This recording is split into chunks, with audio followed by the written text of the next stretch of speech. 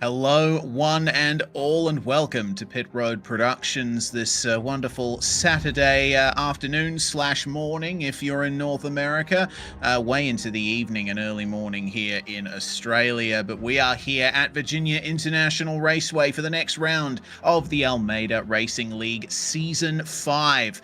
The Spec Racer Fords have brought us some fantastic action over the past month or two, and we've certainly been looking forward to this round in particular. We're racing at Virginia International Raceway, the grand layout of the circuit, one of the longest courses available on iRacing in North America. And bringing it to you live here is myself, Reese Gardner, with Daniel Zippy Salmon alongside me in the commentary box. Zippy, VIR is a challenging enough circuit. How about we add the infield too? Yeah, I gotta admit, I seen it was VIR. I hadn't quite twigged it was the infield as well, and that definitely does make it for a very challenging circuit indeed. Myself, VIR is indeed on the Princess-approved track list, Reese, but I gotta admit, that inside circuit, there's a lot of blind corners there, and there's a lot of well, yeah, a lot of blind corners, really. Like, it really is challenging. It's one of those sections which I find that you can't push the car too hard because the consequences, if you do, are absolutely catastrophic. Oh yeah, absolutely. Especially when you get into the infield, a lot of corners that are flowing up and down, following the hills. I've never been able to get a clean lap around that layout of VIR. I am certainly hoping that the majority of the drivers in the field will be able to do that today. But yeah, we've got a very interesting calendar for this series, haven't we, Zippy? VIR, just one of many fantastic venues that are playing host to this. Absolutely. We started off at Montreal before heading to one of the smaller circuits in the iRacing service. That was Scuba. Sebring was there for round 3, with Watkins Glen being an endurance round for 4. Before going to Autodrome Cars Pace and indeed off to round 5. VAR gets us just over halfway to the season for round 7 with Imola. That's coming up next. It's going to be an absolute belter. Road America gives us another endurance one with Jerez and Winton closing out the season. But Reese, let's have a look here at the race format. Indeed, so we are going for our 3-race format here today. 15 minutes of open qualifying that the drivers are currently in at the moment, and the first 2 races will be 15 minutes each. Randomized invert for heat race number 2, and it looks like for this round the number is 8, so keep an eye on 8th place in race 1, and going into the feature for 20 minutes. Grid set by heat 2, fixed setup, and no fast repairs, so you're going to have to take very good care of your car out here, especially around a track as brutal as this. We're looking to see some very interesting people right up the top. We've had the likes of Thomas Nieminen making his way more towards the front. He had great potential back at Interlagos, I remember. Unfortunately, unable to really make use of that. Martin Visser topping practice for this event. He sits in P5 in the championship standings, but Edwin Rivera is the one up the top. Yeah, certainly Ian Joyner as well. No surprise to see him up there as well. And it looks like we've got some people from the other split mix it in. Ladies and gentlemen, there is 2 splits of this series as we have a look through here. Timo Nolte, he's currently there in 3rd. Jeffrey Atkins, he's there in 4th. But having a quick look through, it actually looks like split 2's doing pretty well. Fair play to him. A good mix of the drivers in there. Rich Mises, actually, he's there in P12. Got a good close battle between himself, Adam Mika, and Brandon Priest. All 3 of those drivers present. Kevin Adrian getting an absolutely fantastic result last week there. He's starting to get himself into the mix as well. We're definitely 2 splits here for the Almeida Academy this season, and I've got to say, it's been an absolute belter. Certainly has. Quite competitive up the top, especially here in Split 1, which we broadcast live here on Pit Road Productions. So, view into qualifying then. We've just caught this group of drivers as they split off the main circuit into the infield section. So, a good opportunity to see what these drivers are dealing with. Look at the amount of camber that is in that straight. For a second, I thought the camera was angled, like a Dutch angle that you see in films. But no, that's just the lie of the land around here.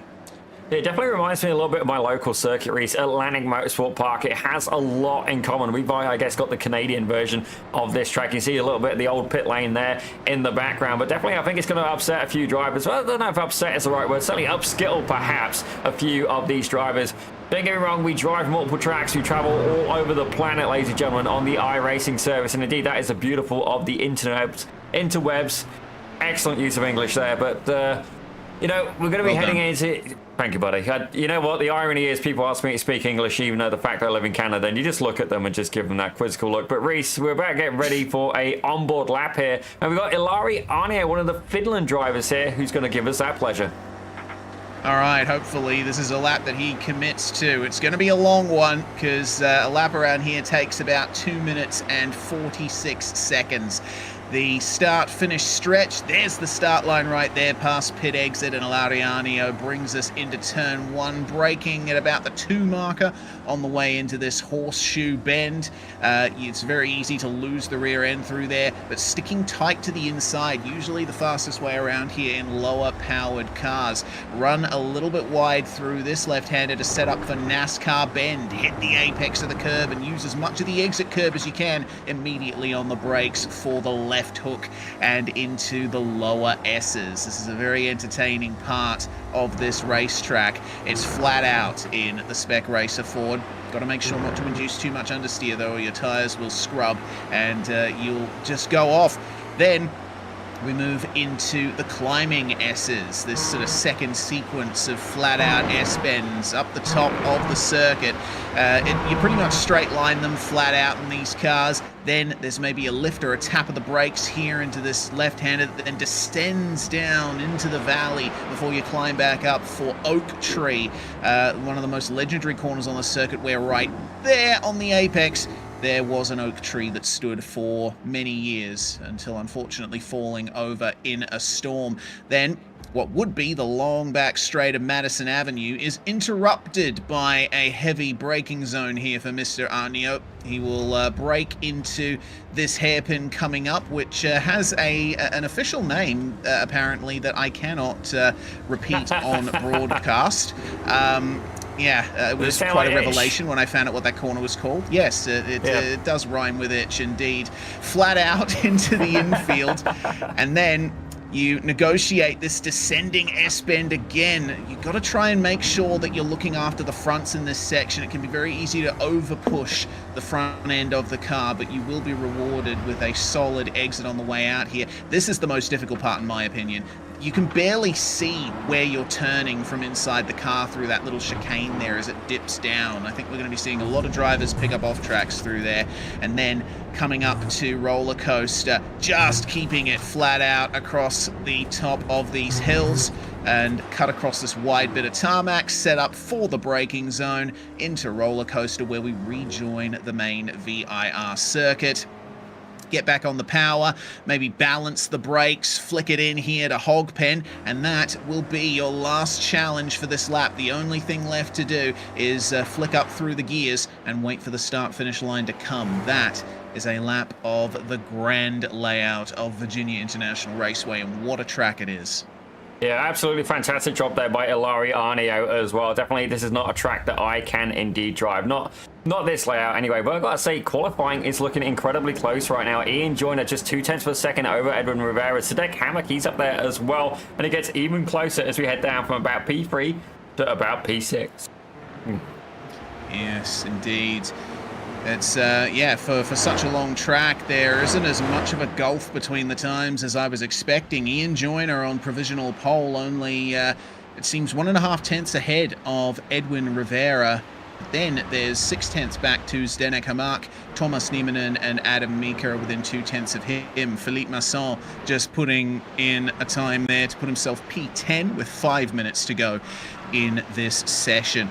So I think with this being a multi-race server, we are going to see a hard cut to the end of qualifying. It may be open qualifying, but I think the fact that it's a heat race session overrides that fact. So if you're wanting to get another lap on the board, you should probably be halfway around your out lap now.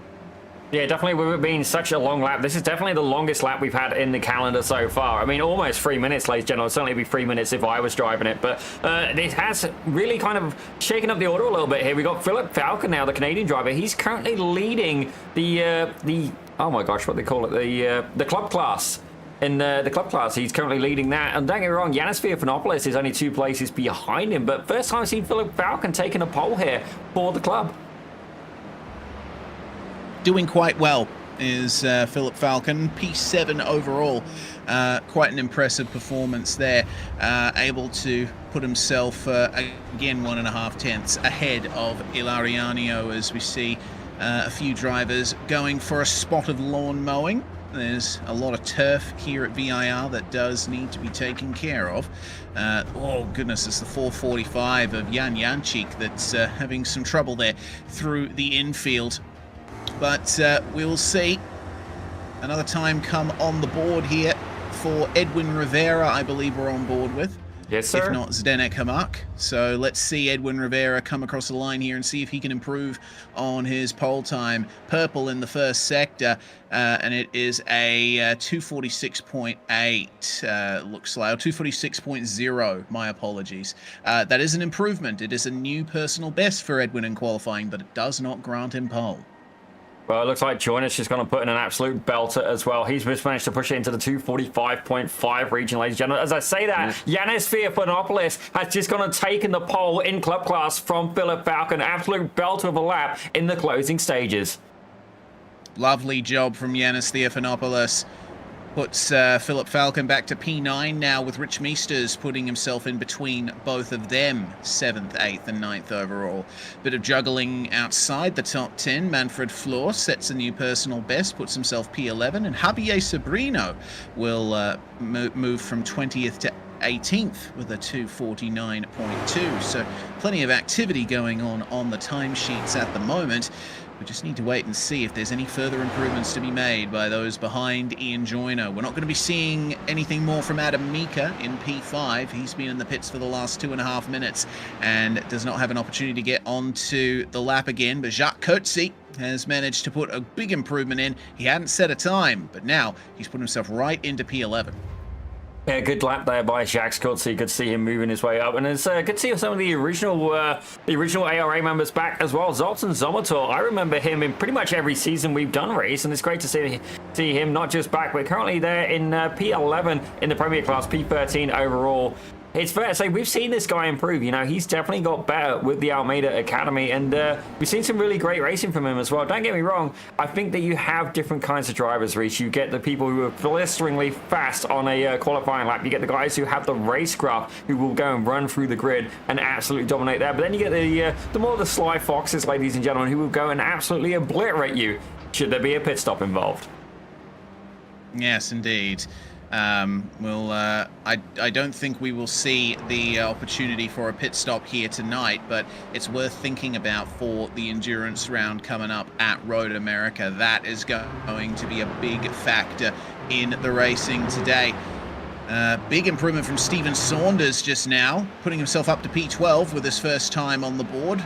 Waited a while to do that.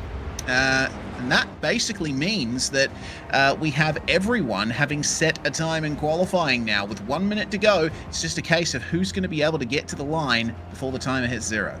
Yeah, certainly Niemann looks like he's in the closing stages of this lap. He's currently in P4. He is indeed making his way down towards the start finish. You can see a little bit of a draft there. I believe that's Martin Visser potentially ahead of him. He's currently in 4th. He did a 246.63. Are we going to see an improvement as the closing stages of this qualifying session comes into play? Martin Visser, though, has moved up into 2nd, and Niemann has followed right behind him there. He goes into 3rd for a 245.89. And Kevin Adrian, yes, indeed, sir. He regains the pole, ladies and gentlemen. He has been absolutely on fire these last few weeks, moves his way up into P8 overall. That's fantastic. From Rich Meesters, from Kevin Adrian, from Visser, from Niemanen, fantastic performances, as there's no other opportunity for our normal front runners to reclaim any of that. Just count down the last 5 seconds and wave goodbye to everybody, because in just a few moments, there they go. That is qualifying done. And my goodness, what a grid this is going to be for the first race of the day here for the Almeida Racing League. Ian Joyner 2nd in the championship, on pole alongside Martin Visser, with Thomas Niemanen and championship leader Edwin Rivera on the 2nd row. Zdenek Hamak and Rich Meesters in 5th and 6th. Our 4th row, Adam Mika and Kevin Adrian, who starts on pole in the club class. Yanis Theophanopoulos and Philip Falcon will round out your top 10. That's your top 3 in club right there together on the grid. Absolutely fantastic battle and race, but we're going to see P11. It's going to be the Finland driver of Ilari Arnio with Jacques Kutsi alongside him for P12. As we have a look at 13th, Steve Saunders is back, ladies and gentlemen, with Manfred Fort alongside him in 14th. Yan Cheek, he's there in 15th with Zoltan Zomator. We're talking about him just a moment ago. He's there in 16th. Philip Masson, he's going to be there in 17th with Mark Schmoder alongside in 18th. With Andre Saboda, he's really been having some good form lately. He's there in 19th with Dominic Sayu closing out your top 20. Then it's Neil England and Carlos Facania in 21st and 22nd. Javier Sobrino and Colton Howard on your 12th row. And we are going to see Connor Bell start 25th and last on the grid here. Connor Bell, the resident coach here in the server today.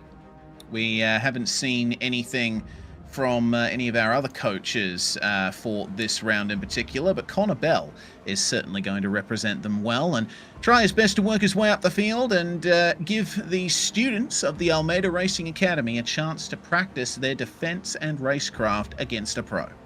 Yeah, absolutely. And something we really do encourage here at the Almeida Academy. We want to see you guys going up against people of all calibers, ladies and gentlemen. Indeed, who better to go up against than the Almeida Racing Academy coaches? Certainly those drivers are incredibly potent, ladies and gentlemen. I mean, look at Connor Bell, his first race in NASCAR Canada. He doesn't just podium, he wins it, ladies and gentlemen. Absolute belter. Certainly you got to check out the videos here on Swallow Almeida's channel and indeed on Connor Bell's channel as well. They did a brilliant collab video. I've definitely got to get myself back in and watch that again, ladies and gentlemen. It's been a little bit hectic here at Pit Road Productions, but don't get me wrong, if you want to be part of this league, you want to be part of this academy, ladies and gentlemen, you do need to be a member. So if you want to get involved, by all means sign up to swellioalmeida.com.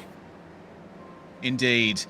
A big thanks to Swelio and the entire crew at the Almeida Racing Academy for bringing us in here to broadcast this series, which we have for the for basically every season so far, and it's been a great privilege to watch this league and the roster of drivers develop. We have drivers here that have been here since that very first broadcast we did at the Almeida Academy, and we've seen a lot of them come in leaps and bounds.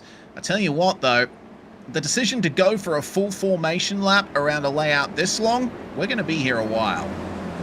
Well, it definitely is a good excuse to take a little bit of a procession, ladies and gentlemen. We see on the back here of the pace car just how keen these guys are to get going, and what an absolutely fantastic field. 25 cars, ladies and gentlemen. And I've got to say, I mean, we talk about development and stuff like that. I do remember racing Rich Meesters a good couple of years back before he was in the ARA, ladies and gentlemen. It's fair to say, in the nicest way, Rich, forgive me for this, but I used to have you pretty much licked. It was often like, okay, this guy, I can deal with this guy. I'm going to get past, and indeed I would. But now, not a chance. Like, I can't even get near this guy. Could I do P6 in this strength of field? Not even close, ladies and gentlemen. If you want to see results, just talk to the drivers. Look in the feedback section of the Almeida Racing Academy Discord. It's there, ladies and gentlemen. And I believe... Was it? Oh my gosh, begins with an M. Mahid Rahman, I believe, went and gained something like 2,500 I rate in just a space of about 6 weeks, ladies and gentlemen. Certainly, I think Colin Bell would know that a bit better, but it was absolutely insane. Ladies and gentlemen, you want to get faster, this is the tool you're going to need. Absolutely. A fantastic place to learn, to develop, to become better at iRacing, better at just racing in general. Could even help you in your real-world racing exploits. Well, Virginia International Raceway has not always had this infield detour. This track originally opened in the 1950s alongside Watkins Glen, Road America, and Sebring, the sort of original four of the big sports car racing circuits in the United States, but ended up closing in the 1970s and ended up becoming a forest basically for 30 odd years until it was finally purchased and redeveloped in the late 1990s to become the track we know it as today. As the years wore on, this infield section was added in stages. It used to just be the full loop of the infield, and then connecting roads were built to connect it to the main circuit. which then creates the grand circuit that we see today. And there's a bit of sim racing history to this layout of the track as well. Before, we had driver swaps and the Le Mans circuit and, up to 24-hour races and stuff like that. This grand layout of VIR used to be the scene of the biggest endurance hosted event on iRacing. It was compared to today's endurance events, very small, but it really set the standard for what we end up seeing on iRacing today. So a little bit of a history lesson for you all there as we get ready for the start of this first 15-minute sprint race.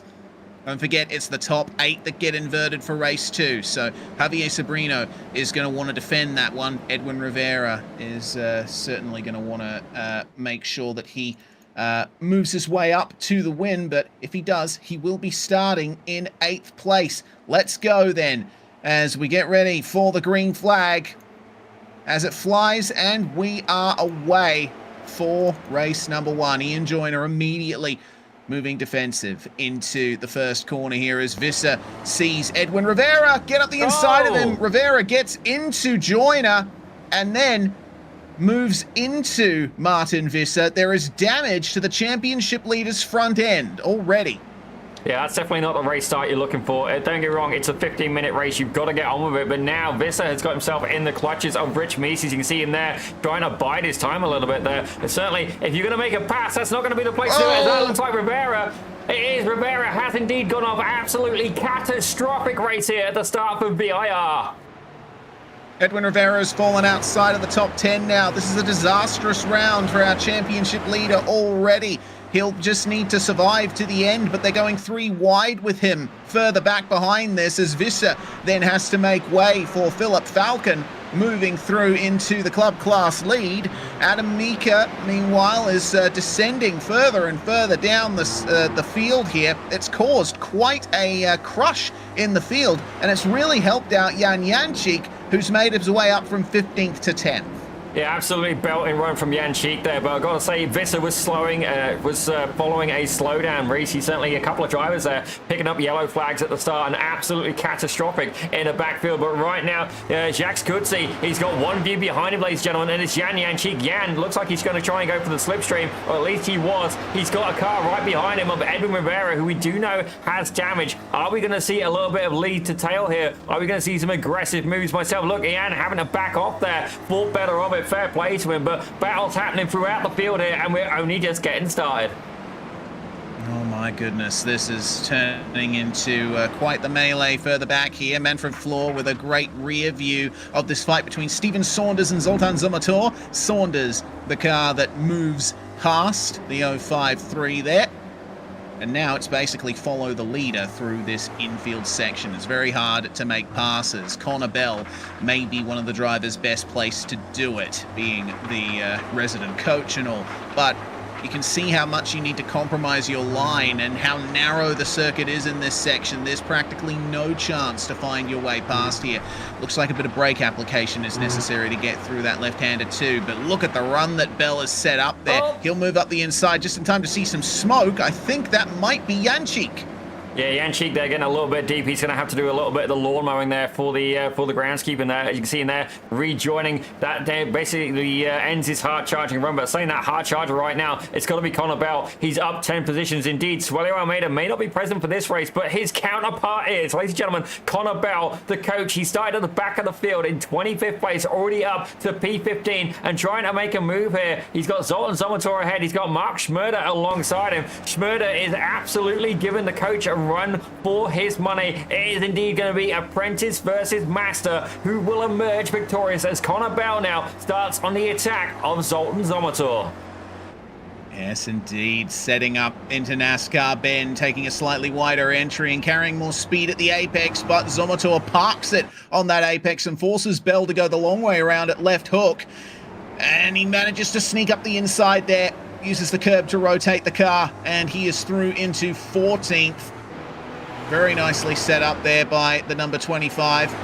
and he'll continue his fight forward. A little bit further up, Zdenek Hamak and Thomas Nieminen have been exchanging second place a couple of times this lap already, and Kevin Adrian is right behind him, got a front row seat to the battle, and also to Ian Joyner, who's starting to walk away from everybody else. Yeah, if Joyner can get a little bit of a leg out on these guys, he will absolutely try and run away with it. As you see, Rich Meester sadly not been able to stay with the pack. He's got Theophanopoulos about a 2-second gap back from him as well. Martin Visser definitely punishing, getting punished for his yellow flag earlier, having to follow that slowdown here. But right now, this pack very much staying together. I don't think they're going to be able to catch up to Joyner unless they work together. Certainly, Zdenek Hamak, no slouch in the spec forward. As I say that, Nieminen now goes alongside. Yeah, looks like a little bit deep through that hairpin whose name we cannot say on the air. Zdenek Hamak with a bit of understeer, but he's managed to maintain the position, and it's so hard to pass in this section that really all that Nieminen and Adrian can do is follow in his wheel tracks and hope for a mistake, hope for the best, and maybe hope that they can get the right exit out of Hogpen, get the slipstream down the start finish straight and move into turn one. That's really going to be your best passing opportunity from here on out, aside from the hairpin that shall not be named itself. Rich Meesters up to 5th place, gaining only 1 position on where he started, but that's certainly nothing to sneeze at considering what everyone else in the field has been through. Yanis Theophanopoulos with a bit of an advance up through this field as well, as that's a big slowdown there from Rich Meesters. I think he might have cut the course. I'm not entirely sure, but a little bit of contact is made there with Martin Visser, who moves on through. That was far from ideal for Rich Meesters. I'm not sure where he picked that slowdown up. Well, a couple of drivers are indeed picking up slowdowns, and this is one of them. Zdenek Hamak has picked up a slowdown, and it indeed has cost him greatly. Nieminen now makes his way by. Kevin Adrian makes his way by. This is the highest position I think we've ever seen Kevin Adrian in. He's up in P3 overall, Reese. Absolutely fantastic. Zdenek Hamak has indeed followed that slowdown. That is now served, but has it cost him? He is now 2 seconds back from the race leaders. That's a real shame there, and you know, I figured it out for Rich Meesters, that chicane that I mentioned in qualifying where it's so hard to see the way through it. Yeah, Meesters basically went straight on through the grass there, so that's where I think most of the slowdowns are being picked up for this field. Rich, to his credit, has not managed to lose too many positions. He's still in the slipstream of Philip Falcon, and Martin Visser is going to try and skip away from them. Saunders, meanwhile, he's put Zoltan Zomotor a good ways behind him, and now has Manfred Floor in the number 74 up ahead of him, picking up the slipstream through these flat-out S's, which basically form their own straight on this circuit. A little bit wide, coming across the top of the hill. You certainly don't want to run wide there. The curb is actually inside the racing surface there, so you need to be very careful of that. But if you can get the exit right out of Oak Tree, then you will certainly have the luxury of the slipstream down this straight, and that's what Zoltan Zomotor is looking for here. Nice little three-way fight between these three for P12. And Zomotor will find his way up the inside here on the brakes. That's, oh my God, that's not good. Something's gone very wrong for Rich Meesters up ahead. Bodywork flying, and a car was around. It was Philip Falcon. That absolutely huge incident, ladies and gentlemen. Let's take a quick look here at the replay. I have a feeling it may have started with Philip Falcon. Yeah, it was. Oh, it. Okay, this is going to be horrible. This is not going to be music to anyone's ears. It was Edwin Rivera that ran into the back of Philip Falcon and triggered that. So far from ideal for our championship leader. I'm not sure what happened. You'll see Falcon's perspective of that. And unfortunately, Rich Meesters gets cleaned up in all of that. I get the feeling that Rivera was just caught out by Philip Falcon braking for the hairpin there. Yeah, that definitely was an unfortunate incident, multiple casualties involved. But ladies and gentlemen, the good thing about sim racing is indeed nobody got hurt, but definitely detrimental there. Connor Bell able to skip past all of that, probably wondering himself a little bit of what on earth happened there. But right now, things are indeed shaking up a little bit further through the field as Martin Visser looking to try and make a recovery now. He's been great in the spec forward, but Yanis Theophanopoulos, who's currently P2 in the club class, is giving him a run for his money as they go side by side, going down the straight. Visser keeping the position for now, but Looks like Theophanopoulos is going to be his closest rival thus far. And interesting to note that Visser just set the fastest lap of the race there. Manfred Floor and Stephen Saunders now find themselves at the back of the top 10, and Meesters is still running, albeit with no body work on the front, thanks to that big crash that unfortunately has taken Edwin Rivera out of the race. He just retired, and I don't know if he's... Oh, good. Things are getting very leery in this battle. And, it looks like Rivera is out of the whole event. He says in the text chat, I'm wrecking everyone. Don't know what's going on. I'm sorry. See you guys next time. So our championship leader will not have any points from this round. Yeah, it's definitely not going to help his championship competition there. But right now, Rich Mies is under a lot of pressure here from the German driver of Mark Schmurder in that number 19. It's fair to say Schmurder, he's got a clean car, but Rich Mies, despite having a mechanically damaged car, is very much under attack, but trying to hold fire as Schmurder tries to go round the outside. That doesn't work. Can he make it there on the inside? He's going to try. Certainly the second part of Oak Tree there is an opportunistic move if you can get the nose in, but not able to get it done. The exit speed will be compromised, but the big thing about these Spec Racer Fords, the slipstream is absolutely massive. But saying that, it's cost him. Andrzej Svoboda is right behind there. It was 2 tenths, it's now 1/10 of a second, and indeed Andrzej is bringing a whole posse of cars with him. Jan Jančík, Philip Masson as well, making their moves there, trying to get ahead and move up to P12. That was Jančík trying to have a look up the inside of Svoboda there as they're side by side ahead. Saunders and Floor slowing each other up through this section and bringing everyone into this fight. Now, these are for the last couple of positions in the top 10, this battle. That was Meesters going wide there, and that's allowed Mark Schmurder through, but I wouldn't go side by side through this section coming up. Everyone's got to try and tiptoe around each other here.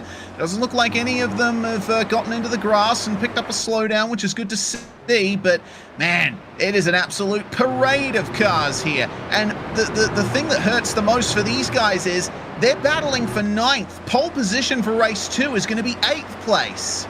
Oh dear. Certainly there is indeed a lot on the line. Adam Meek is going to be feeling pretty good about it right now, as long as he can stay and keep it consistent. Don't get me wrong, P8, you start to wonder, okay, it's not a podium, but it will indeed give you the advantage of that invert grid, as right now it looks like Andrzej Svoboda trying to make an attack here. Meester, despite having a damaged car, is doing fantastically, trying to hold on. He's going to fail that slipstream, really compromise on the straight. Look at it, Svoboda goes by, not even a sniff of competition there. Meesters has very much got a damaged vehicle. Yeah, even in the slipstream, he's losing a lot of pace. You saw how quickly he moved back into line there, because he knows that this being such a short race, it's not worth getting the damage repaired. He's going to fall down to the very back of the field if he does that. He might as well try to hold on to as many positions as he can. Well, up the front of that pack, Mark Schmurder now has only Andrzej Svoboda for company, as it looks like Saunders and Floor are starting to make a bit of a getaway. Masson has been able to hold on to the back of these guys as well. Got a great exit out of the lower S's there, and it looks like Ilariano is going to go for it here on Jan Jančík. That is quite a bit of momentum there, and, well, there's not much Jančík can do in the short term, but maybe if Arnio cuts the course. Oh, bit of a reactive move there by Jančík off the circuit, and now Arnio is back off the circuit as well. Careful on the re-entry. Jančík will hold on to the position, but that could have been a lot worse than it was. Very much so. And what surprised me the most is they did not get a slowdown for that. I felt sure they were going to get penalized. As I say that, Rich Meesters has picked up... No, Jančík has indeed got a slowdown, so that's definitely not worked in his favor. Ilari Arnio, however, able to dodge the stewards on that one, but Jančík's going to really be feeling this going down the back straight. He's going to have to lift, and then Philippe Masson is very much going to be in range. Yeah, it sucks for Jančík, because he was doing his best to give Ilariano room there, but it's so hard to go side by side through those flat out S's. This track is very much one line fits all through most of its corners. There's Masson, meanwhile, trying to get up the inside of Zoltan Zomotor, but not working in the short term, bringing Javier Sobrino and Ilariano into it nose to tail through the infield. up over the rise and then just lifting. Yeah, I mean, especially if you're following another car, there's no way to tell where the track's going at that point. You're basically driving with your sixth sense. Yeah, definitely, and you can see as they're going up and over the hill as well, those cars are getting very, very light there. As what's going on with Philip Masson? He just backed right out. Slow down. That's a slowdown. He went off the track there through the chicane. He picked up the slowdown. Well, definitely not the line that he was looking for. Let's have a little bit of look further back here. It looks like Dominic Sayu now is trying to chase down Carlton Howard as well. Looks like there's battling going on all the way through the field. These guys fighting for 20th place. We'll flick up the field a bit, though, because Connor Bell has made his way past Adam Mika. Or actually, no, is that Adam Mika pressuring Connor Bell? I'm not entirely sure at this point, but these two are fighting basically over the front row for race 2. Mika, as it stands, has race 2 pole, and with only 20-odd seconds remaining on the session clock, this is going to be the final lap of the race. So I reckon if I'm Adam Mika, I'm not bothering to try and make a move on Connor Bell. I'm staying right where I am. I've got some 10 seconds to the next car behind. There's no need to take any further risks from here. You've got pole for race 2. Yeah, certainly those two guys have been trading positions a little bit over the last lap or so, but right now these guys are going to be wanting to fight as well. It's Thomas Nieminen and indeed Zdeněk Hammock now. I got to say, Nieminen definitely, he's been an absolute legend since he got here. Certainly really caught the attention of the broadcasters when we saw him in a jumpy truck at Hockenheim, of all places there. That's where he really started to shine, but it looks like Martin Visser is going to be under attack as well by Kevin Adrian. These two guys going side by side. Now, don't get me wrong, Kevin Adrian does indeed have the lead here for the club class, but ensure he would like to get some extra positions here as Zdeněk and Hammock are going at it as well. These two guys fighting multiple battles throughout. Battles happening as well further back in the field there as Mark Schroeder, Andre Svoboda, Jan Jančík and Rich Mises are all still going at it in a four-way fight for P10. That they are. Hammock versus Nieminen up the front, though. This is where the big battle is at for the first race podium, and confirmed this is the final lap of the race here. The timer has expired, so Ian Joyner, with a lead of up to 4 seconds now, will have it all ahead of him here. An empty racetrack and victory in his hands. For the moment, there might be a bit more racing to think about for the second place fight, or has Nieminen managed to get the gap over Hammock that he needs? It looks like that is the case, but Hogpen can certainly catch you out. All it takes is one mistake through here and you are done, but looks like both of them get through it cleanly. Up ahead, Ian Joyner is going to take victory for race 1 in a dominant fashion. All of the chaos happened behind him, apart from that slight contact from Edwin Rivera.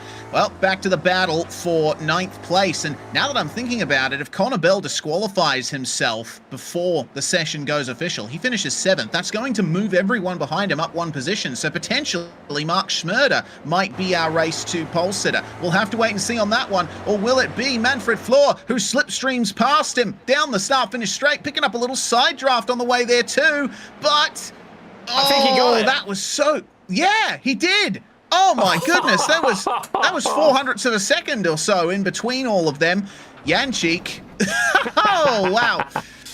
That is a very spectacular way to end the race there. Quite an eventful one for Jančík, and quite an eventful one for, I'd say, the entire field. Domenico Sayu picking up some damage late on in the running there, finishing P21 in the end. So that will end things there with Ian Joyner, Thomas Nieminen and Zdeněk Hammock. Your podium. Visser finishes in 4th place, and then we have Kevin Adrian winning in club with Yanis Theophanopoulos in 6th. Connor Bell does get himself classified P7, and Adam Mika will be classified 8th, so that is pole for race 2 there for Mika. From there on back, they will start where they finished in race 1. Manfred Floor and Mark Schroeder will round out the top 10. As we have a look there at P11, it's going to be Rich Mises with Andres Svoboda alongside there in P12. Looking back at P13, Yan Cheek there. This could be good for him. This could be a good opportunity to make his way up into the top 10. He's certainly keen to do so alongside Zoltan Zomator, who's definitely no slouch by any means, alongside in P14. Javier Sabrina is going to be there in 15th with Ilari Arneo in 16th. Philippe Masson, definitely a little bit unlucky there for him. Not quite as lucky as Rich Mises was with that big incident there involving Edwin Rivera. He's there in 17th alongside Steve Saunders in 18th. Philip Falcon, ladies and gentlemen, is going to be 19th with Neil England, closing out your top 20.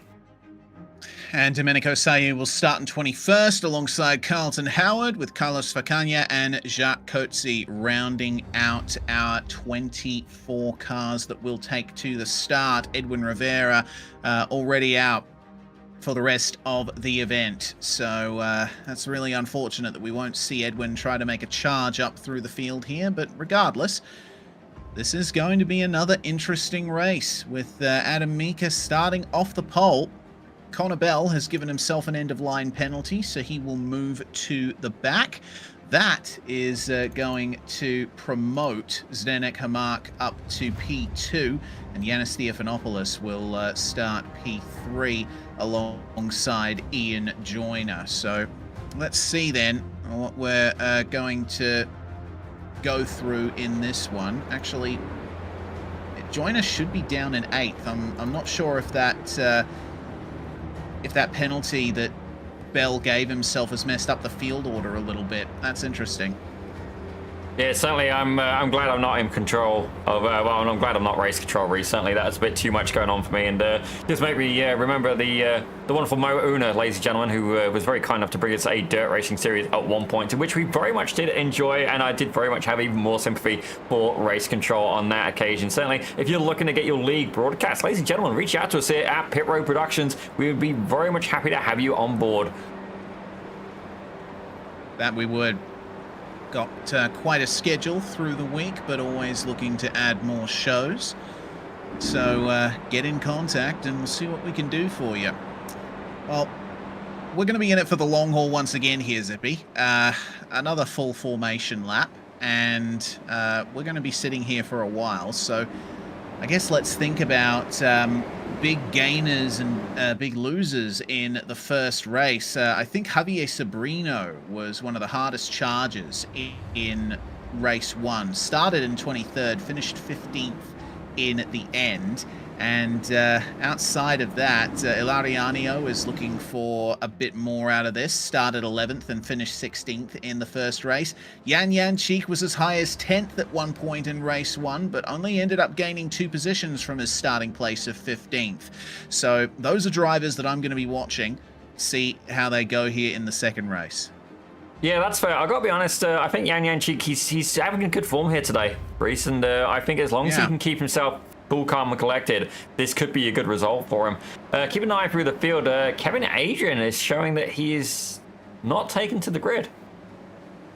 That might explain why we've seen some jostling about in the top 10. Adrian is present in the pits. He's sitting in the car. So I think he might have just missed the grid timer, and he'll be starting from pit lane. That's far from ideal for the man who was going to be starting in 4th for this one. Yeah, definitely. I mean, we're over the moon. He managed to get a club class win, but I don't think the celebrations will start that early, Kevin. At least go and do it another 2 more times. And tell you what, if he can win the club class 3 times in a row, like win every club class, I will happily buy him a beer. Yeah, absolutely. That seems fair. I know I can do it. Yeah, for sure. I think, this league is so competitive. There's so many drivers wanting that top spot. It's very difficult to get some consistent form going, which is why we've been so impressed with Edwin Rivera so far this season. He's leading the championship because he's been able to get those consistent finishes and pick up points where possible, which makes it even more heartbreaking that he hasn't had a round up to his usual standards here today. Yeah, that's definitely fair. Certainly, you know, consistency is key, ladies and gentlemen. We've seen it before here on Pit Road Productions. We've seen people win championships and never actually win a race. Sometimes even not even podium potentially. It's all about being consistent. To quote Richard Swindells, he may not be fast, but he sure does last, ladies and gentlemen. That indeed can be a winning strategy here for a championship. As we are about to get ready to go green for this second race here at VIR. All right, Adam Mika leads us away here. He's on the power already, and everyone's catching up behind him immediately. Flipping into the slipstream is Zdenek Hamak. Meanwhile, Ian Joyner side by side with Yanis Theophanopoulos for third place. They fan out too wide on the way into the hairpin. Try and pick your braking point. That's very deep there for Adam Mika, and he goes off at turn 1, missed the braking point, did our pole sitter, and he will fall outside the top 20, only one corner into the race.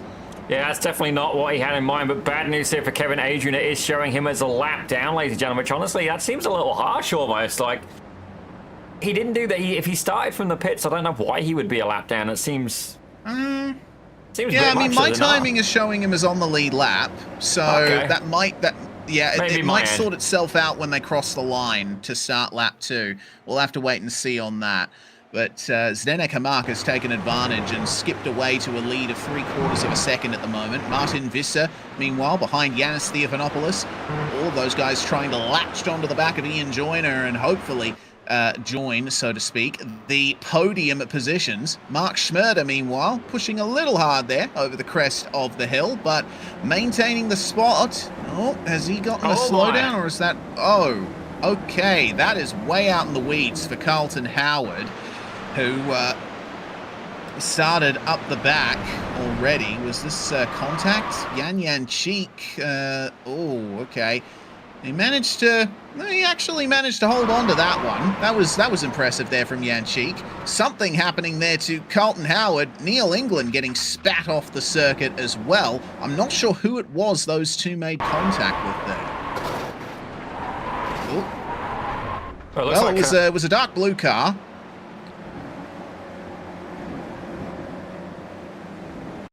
I got one more for you.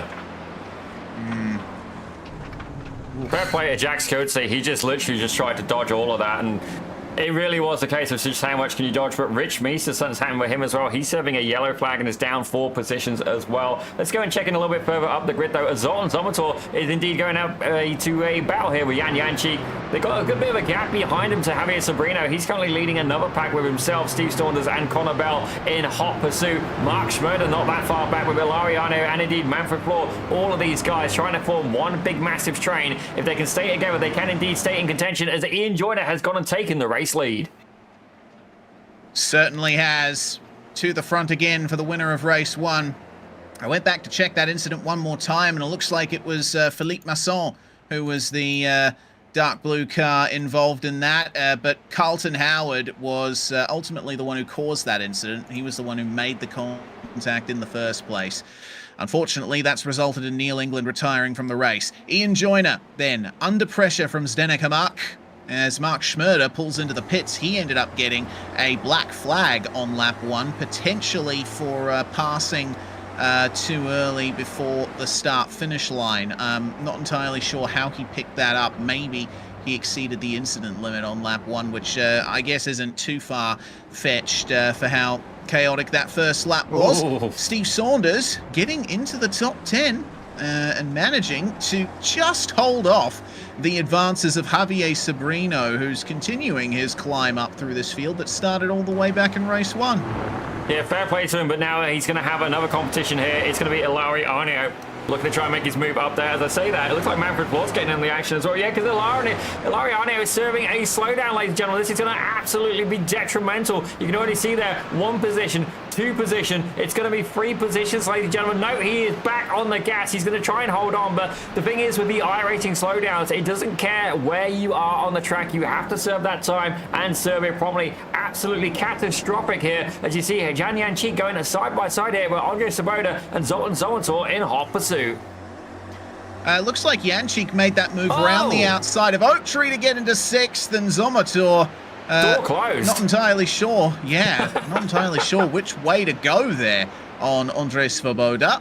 But Svoboda Oh, okay, he's going to let them both go there. It looks like Zomotor will keep the position, and Yanchik with a bit of a slide through the hairpin. That is a big slide for Yan Yanchik, and this is the part of the circuit where it's the most difficult to run side by side. He has the inside for the next corner, and he's going to get it. That's the issue with running side by side. Your car on the outside, then you're going to suffer, and Zoltan Zomotor ends up under pressure from Svoboda and Connor Bell, who's worked his way up to P9. Oh my lord, that was very close to contact there between Zomotor and Svoboda. And Bell is trying everything he can, getting onto the grass to try and get the run here on Svoboda. Yeah, you can just see a little bit of gently does it, to quote my comrade Reese Gardner. Gently does it indeed as he gets an absolutely fantastic exit, puts it up on the inside of the right-hander, and indeed that is going to be position turn. Andre Svoboda falls back there into line. Zoltan Zomotor going to be next on the chopping block. Now, we know that Connor Bell did indeed start from the back. He's managed to make his way up to P8, ladies and gentlemen, but let's head a little bit further forward here as Yanis Fiapanopoulos and Martin Visser are going side by side here for P4. It looks like Visser getting the run out of Hogpen, and he's going to extend that gap over Yanis on the way into turn one. Fastest lap so far for Ian Joyner, and here's something for you, Zippy, as Hamak runs deep in the first corner there, and Nieminen will move through into P2. That's pretty significant there. I'm not sure what happened to Zdenek Hamak, but it just goes to show how many drivers have been getting off tracks here. I'm counting 1, 2, 3, 4, 5, 6, 7. Only 8 drivers of the 24 currently have a valid best lap time. Everyone else has not gotten a clean lap yet. Yeah, certainly a few drivers have indeed picked up slowdowns, and that's exactly what happened to Zdenek Hamak. As here we return to a battle here for P15, P14, and indeed P16, I guess, ladies and gentlemen. We got a four-car quartet, ladies and gentlemen, all the way back to Philip Masson here, and it looks like Jacques Coetzee is only a second behind him here, but this is where being the back of the train could indeed be advantageous, ladies and gentlemen. As Rich Meeses now, it's a brave place to make a pass, and you can do it, but certainly a little high risk there as he makes his way past Alari Arnio. Now, if Philip Masson can stay in that draft after Oak Tree, he could potentially slingshot not just one, but even 2 of these drivers there as Alari Arnio touches into the grass. We're going to see him move on the inside. No, not yet there. Philip Masson holding back right now. Yeah, I think especially through that corner, the right-hander before Oak Tree, that's one of the places where the Spec Racer Ford's wayward rear-end behavior really shows. It's a car that's very pointy, likes to slide the rear end, so you need to be careful on entering a lot of these corners, and especially the high-speed ones where you're braking on the way through. Oh, that's a bit of a lock-up ahead. Meester's trying to cut underneath Adam Mika, but it's not happening for the moment, and Philippe Masson now under pressure from Ilari Arnio in the background there. Can Ilari go for the move here at the top of the hill? He pokes the nose in, but Masson holds strong. God, it's hard to pronounce French names and speak English at the same time sometimes, but Philippe Masson manages to hold off Ilari Arnio, and Jacques Coetzee is now well and truly a part of this train. Yeah, it's very much so. The more they battle, the more they open up the door there for Jacques Coetzee, and he closed in from a second to about 0.4 of a second now. Something's happened with Carlos Bacana. He has indeed had a little bit of an incident there. He's currently moved back down to P22 as we head a little bit back further up to the grid here. Andre Svoboda is currently getting in the battle here with Zoltan Zomotor and indeed Steve Saunders right behind him.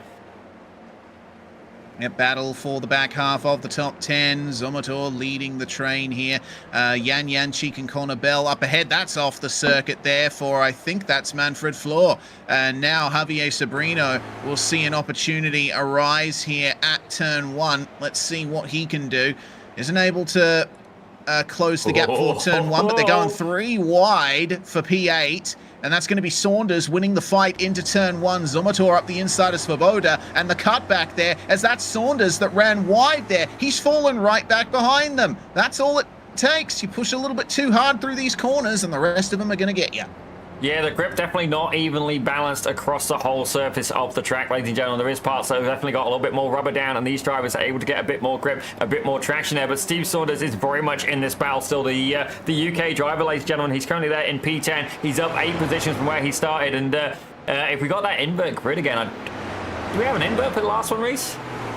I don't believe we do. I don't think we did either. We're going to say you definitely want to finish up as high as you possibly can here, as Connor Bell now is going to be going at it with Jan Jančić. Here we go then. This is one of the... Oh! Jančić protecting the inside there, but he runs deep and Bell sneaks up the inside at Oak Tree. Jančić gives him room to the inside, but Jančić has made moves around the outside of Oak Tree before. He carries that momentum there. This is a pretty superstar performance from Jan Jančić at the moment. This is some of the highest positions we've ever seen him run in. And he is going toe-to-toe with the coach here, coming into the corner that shall not be named. Bell completes the move up the inside, but I'm sure Jančić is going to do his best to stick with him here, because if there's anywhere Connor Bell's going to go, it's forwards. There's only 3.5 seconds up to the next group of cars. Yeah, certainly, and I got to admit, Connor Bell there doing exactly the move I was talking about earlier, Reese. You can put it in the second part of Oak Tree, and myself, last time I did that, I was in a 911 Cup car, and it definitely it scared a few people, but hey, if the door's open, I'm going to walk through it, ladies and gentlemen. We're going to head back, though, to this battle here for P12. Rich Meese is in pursuit, Philip Falcon in pursuit, and then we not only that, we got more battles a little bit further back. Philip Masson, Ilariano, and Jacques Guzzi are indeed starting to come together as well. All right. Absolutely scrapping for the lower places here at the moment. Masson, Arnio and Coetzee starting to make some kind of gain forward to Falcon, Meesters, Mika and Sabrino up ahead. But not much of a gain to be made in the short term in this section. Need to nail the exit from Hogpen for that one. Svoboda apparently with an issue. Yeah, he ran too deep into the hairpin there and caught the grass on the outside. Fortunately, the cars around him avoided him and he managed to get out of the way a little more there. But that's not ideal for Andrei Svoboda. Mark Schmerder has visited the pits once this race for a black flag, and it looks like things have only gotten worse for the German in the number 19. Yeah, definitely a little bit unfortunate there, but we are going to return to this battle here because Jacques Coetzee make an absolutely fantastic move here. He's currently up 7 positions from where he started in comparison to 1 apiece for Ilariano and indeed Philippe Masson. But can he find his way up into P15? He sees the opportunity ahead of him, the driver up to 22, but he's got to leapfrog 2 of his fellow students if he wants to make it there. Yeah, well, Jacques Coetzee certainly didn't have the best of race ones. He was class 2 laps down and dead last. So this is some great redemption for him today. Moving up to the battle for P3s, Deneke Mark and Martin Visser scrapping over this one. Thomas Nieminen has managed to gain 1 and a bit seconds on them in the interim, but all it's going to take is 1 mistake and they will be right there with him. Ian Joyner's just having a cruisy time up the front of this field at the moment. His gap is approaching 3 seconds. Can Visser make his way back onto the podium here? Hamak defensive into the hairpin. And Visser will make sure that if he's going to commit to the inside, he has to squeeze it. But into the corner, Hamak manages to get to the apex first, and Visser was unable to hook it up, but translates it into a great run out of the corner. He could find his way through here. The door opens to the inside, and Martin Visser will consolidate himself there. Deneke Mark realizing that, yeah, there's no point really fighting that, and he'll be able to get Visser back some other place. Yeah, certainly that door was indeed, it was open for just a split second there. Visser was like, thank you very much, I'll just put my toe in there. He went to shut the door, and indeed the latch was already across there, as it looks like Zdeněk Hamak has indeed picked up a slowdown. That is going to end his battle there with Visser, and indeed the battle for the podium. That's a shame there for Hamak. Oh, he's still serving it. As Jacques Coetzee apparently has had a problem there, loses the rear end, and he's trying to gather it up. But then, that was contact from behind. Was that Arnio?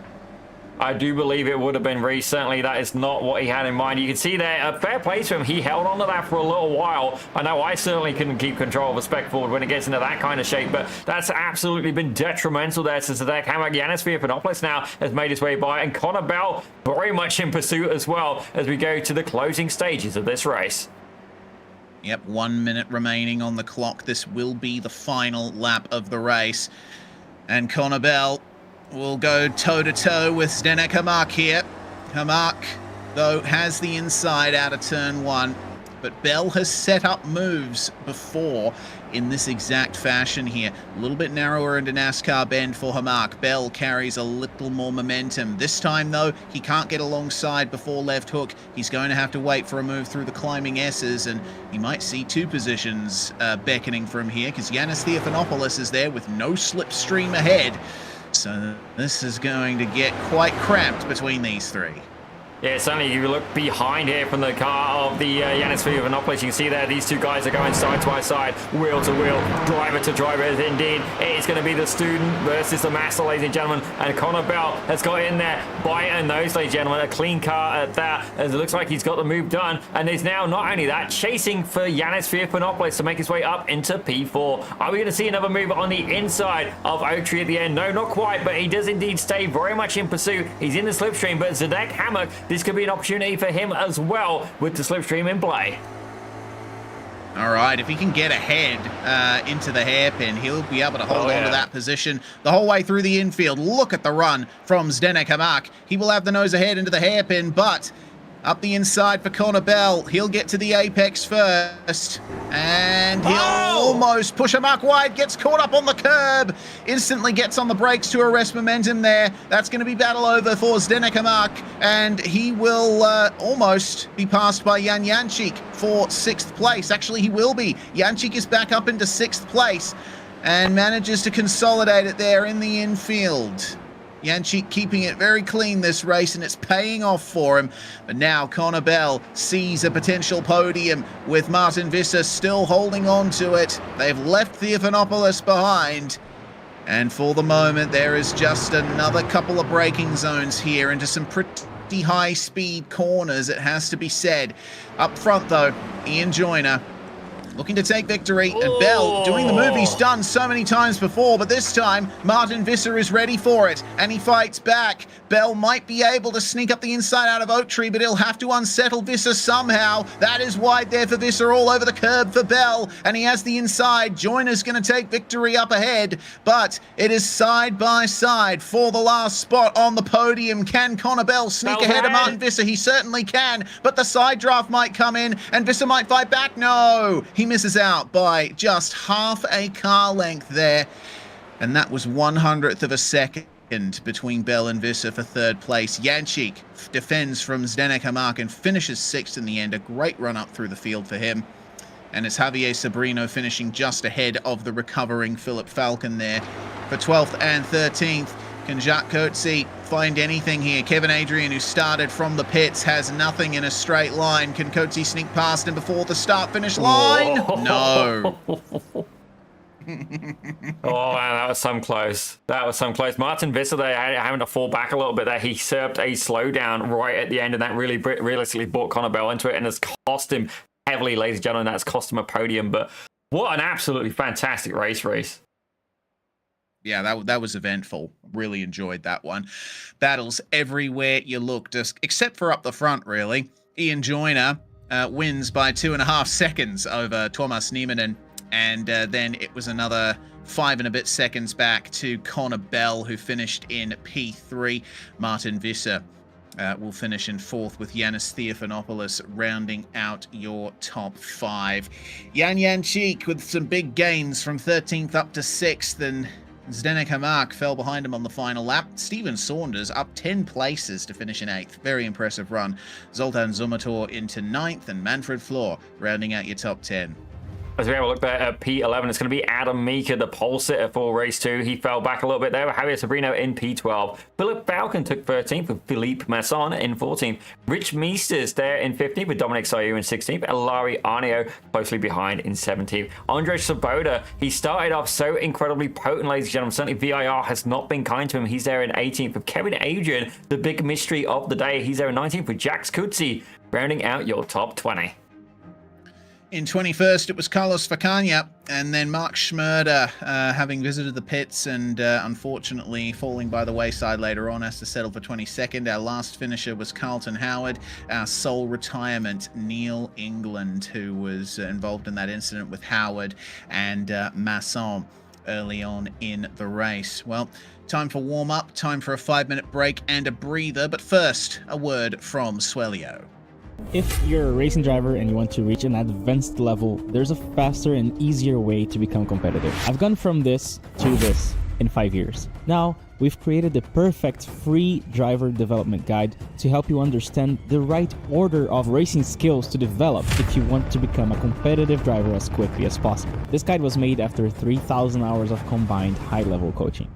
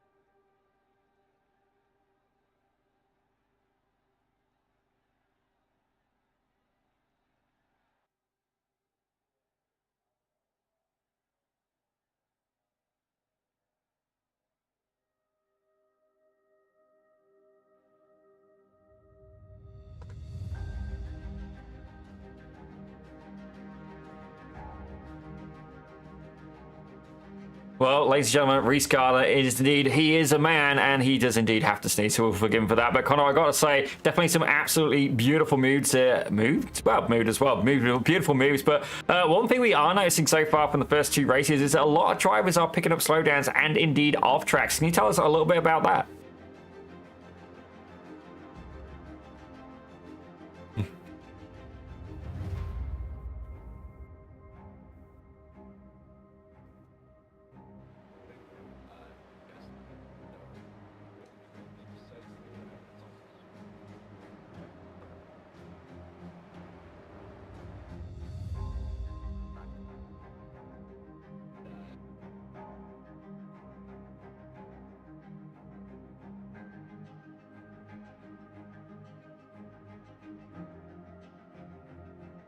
Well, fair play to him. Certainly, myself, a big fan of VIR, definitely would struggle with that infield circuit as well. The perks of the Grand Course, and it looks like Reese Gardner has indeed returned. Reese, welcome back.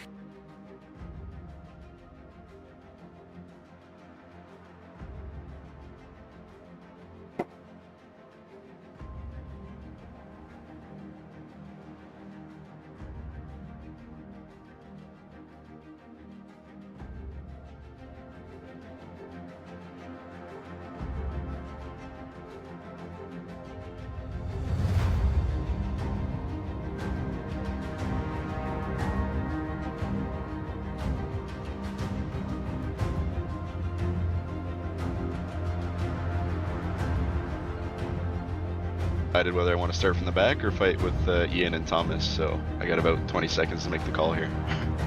Yeah, indeed you do. We'll let you go and make that decision then. Thanks for joining us, Connor. Yeah, thank you.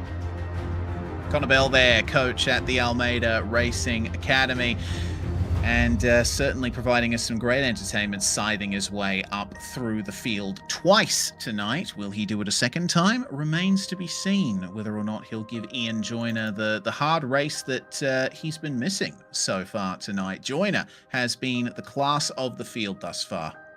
Yeah, certainly Ian Joyner is indeed a man to mess with, and I do apologise there. I muted the guys during the advert and then forgot to unmute them. So certainly we will have to try and catch up again with Connor Bell at a later date. And indeed, Reese Gardner able to hide that sneeze, or indeed the tease of a sneeze. There you go. There's a new play on words for you, Reese, as these drivers are indeed getting ready to go for a grid. They are indeed. Well, Ian Joyner, by virtue of winning races 1 and 2 tonight, will be starting on the pole with Martin Visser alongside him. Sorry, my apologies. The timing screen messed up my grid read. It's Nieminen who starts alongside Ian Joyner there. Connor Bell will start in third, it looks like, alongside Martin Visser, with Yanis Theophanopoulos rounding out your top 5, starting alongside Jan Cheek. So that's first and second in club there. That's going to be an interesting one for sure. And if Jan Cheek can stick with this front pack, he'll be on for some of his best ARL results yet. Zdenek Hamak and Steve Saunders on row number 4, and then it's Zoltan Zomator and Manfred Floor rounding out the top 10. They've been hanging around there for a bit tonight. Can they move forward? Well, certainly they're going to try with Adam Mika there in P11, Javier Sobrino alongside in 12. As we have a look there, 13th is going to be Philip Falcon alongside Philippe Masson. Certainly the two Phils are indeed hanging out on row 7, with Rich Meesters right behind and Dominic Sayu alongside in P15 and 16. Ilari Arne is going to start 17th with Andrzej Saboda in 18th. And Kevin Adrian, still not sure what happened to him at the start of race 2. He's there in 19th with Jacques Coetzee closing out your top 20. Yes, indeed. Carlos Facaya, Mark Schmurder, Carlton Howard, and Neil England will round out your field as they make their way through NASCAR Bend on the formation lap here. And now we get into the weeds of this really long formation lap. I think it takes somewhere in the vicinity of 5 minutes to make your way around this place under formation lap conditions, but you can see that the drivers are certainly not afraid to scrub the tires a little bit and heat them up. We haven't checked in on weather conditions since the start of the broadcast here. Looks like we're dealing with a pretty cool track today. 26 degrees Celsius, only 21 air temperature, and it's a bit cloudy as well, so not much sun is hitting the racetrack. That means once those tires get up to temperature, you're going to be having a great time. A lot of grip available. And indeed, that is the case. Certainly, it's a delicate balancing act, and I think what caught Adam Mika out on the start of the last race was indeed cold tyres. He hadn't been able to get them up to temperature. The car did not behave as he expected it to, and fair play to him. We've all been caught out by cold tyres, ladies and gentlemen. Certainly see some of the drivers there weaving to try and get a little bit of heat in there. Myself, I do wonder just how effective that is. I've always preferred just to you know, kind of run the lap and just, if anything, try and get a little bit of heat in the brakes as well. I do find they take a little bit there to warm up, but with the weaving and stuff like that, I find I make myself feel a little bit sick for one thing, but also as well, I don't know how I can consistently do it. Zoltan Zomator, oh! That is not how you want to start a pace lap. No, it is not. Zdenek Hamak having to take to the pit lane of the north layout of this circuit, or is it the south? No, it's the south layout. Looks to me like he was weaving and caught the grass. So, yeah, I think prescient that we were talking about the merits of weaving there. That's one thing that can go wrong when you decide to weave to warm up the tires. You can catch the grass and spin. Yeah, definitely, that's one way of doing it. And certainly, it may have warmed up the driver a little bit as well. That would have certainly induced a sweat onto me. But thankfully, able to recover from that. It's just going to be one of those things that you're going to facepalm now and laugh about later. Yes, well, we'll see how much Zdenek Hamak is laughing when the green flag drops, because he's one of the drivers who's definitely got top 3 pace here today. He's unfortunately missed out on one potential podium here today with the 7th place finish in race number 2, but 3rd place in race 1. We'll see if he can repeat that and maybe take advantage of any chaos that happens ahead of him. Ian Joyner, Thomas Nieminen will find their way through to the start here very shortly. And Connor Bell looks like has committed to starting the race where he is supposed to by the sim results. He was talking to us about that in the warm-up, which unfortunately you guys weren't able to hear. He was having a bit of a debate as to whether or not to give himself that end of line again, but he has committed, and so I think Ian Joyner might find some pressure for the first time tonight. We'll see how they go as they make their way through Hog Pen and get ready for the start. So Joyner's back to where he was at the start of race 1, leading from the front, and it's up to him when to accelerate and lead us away here as the field forms up behind him. He gets on the power, and we are away. Green flag officially flying for race number 3 here at VIR for the Almeida Racing League. And Connor Bell immediately on the attack. He's up the inside of Nieminen there, coming into turn 1. Can he pull the move off? Oh, Niemanen was angling his car towards the inside, as that is Hamak, who ended up going a bit deep in turn 1, and Manfred Floor is around. So Floor falls all the way to 23rd place and dead last of the cars running at the moment. It looks like Neil England hasn't taken to the start, which is a real shame.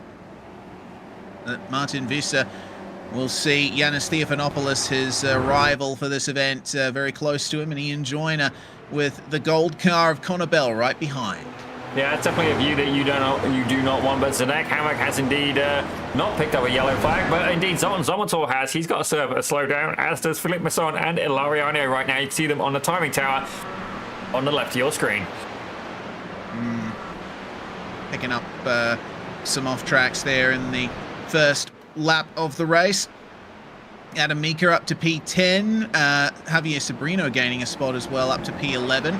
Some moves being made meanwhile. Philip Falcon up the inside of Rich Meesters, and he'll get the move done into Oak Tree, but the exit does belong to Meesters as, hello, that's Zomotor that's gotten a big slowdown apparently, and has fallen all the way back to 15th place now. That's Domenico Sayu and Ilariano making their way past him, but Arnio has a black flag to his name, has come under some kind of pressure there at the start, as my goodness, that was Carlos Facania, who completely missed the breaking point for the hairpin and does rejoin, albeit right in the midst of where Philippe Masson was trying to get out of the corner there.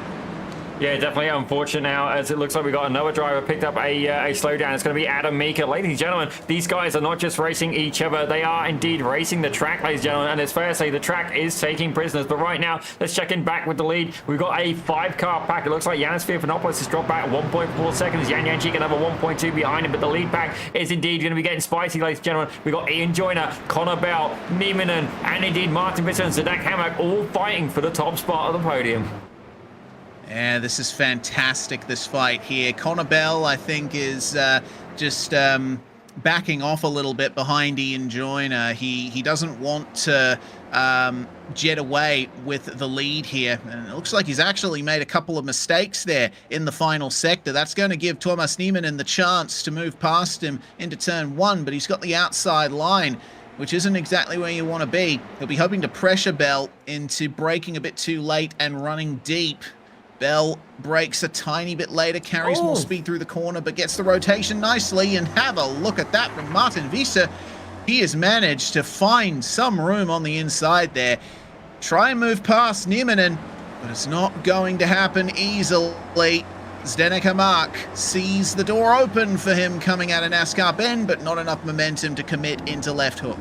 Yeah, I thought he was going to make a run for it there. Certainly, he did indeed have the exit speed, but right now, this is exactly what Niemanen is not going to want to happen. And yep, that's definitely going to be a slowdown, ladies and gentlemen. You see the yellow flag has been shown next to his name. Niemanen runs wide, and that absolutely costs him massively. That may put him back out of the pack here, as Zdeněk Hamak is going to be applying all of the pressure here to the back of the 137 car. The Dutch driver of Martin Visser, Connor Bell, and Ian Joyner already 1.5 seconds away. More slowdowns throughout the field. Philip Falcon picks up a slowdown as well.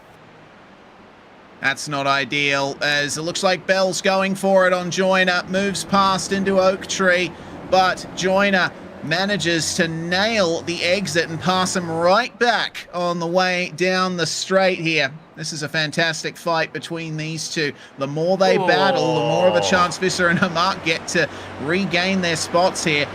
Connor Bell is looking for the opportunity here. How racy does he want to be with Ian Joyner? Straight to the inside for the number 8. And Bell tries the late apex. Hard to get it done out of the hairpin there. Meanwhile, Jan Janchik and Yanis Theophanopoulos are fighting. It looks like Janchik just trying to make the move into P5, and wow, it looks like Theophanopoulos yielding to him in the braking zone there. I haven't seen that happen yet on the production feed anyway. Janchik consolidating P5. Well, it looks like Philip Falcon has not been able to serve that slowdown quick enough and has now been given a black flag, ladies and gentlemen. I believe that's going to be a drive-through penalty there for the driver of the number 13 car. Absolutely catastrophic there. We saw Ilari Arnio get caught one of them as well. He's now back in 23rd. Ladies and gentlemen, you've got to make sure you serve them slowdowns now, as we see Kevin Adrian and Javier Sabrino. Certainly wrong. Kevin Adrian is currently in P3 for the club class, ladies and gentlemen. Yan Cheek and Yanis Fiafanopolis are duking it out, though, further up in the field. P5 overall, and indeed leading the club class. Yep, Yanchik wants to hold on to this as best he can here, but Theophanopoulos is a real tough customer. And it looks like he's managed to nail the run out of Hogpen, though, as Jan. And now Theophanopoulos will be worrying about Thomas Nieminen, who's trying to make some recovery after the shenanigans on the previous lap. We are done with the first quarter of this race, both of them getting a mammoth slipstream off the back of Yan Cheek. Look at the pace that they're carrying here. Nieminen boxing Theophanopoulos in somewhat, and he's going to try around the outside. Not quite able to get to the apex there, and he's going to lose out on the exit once more.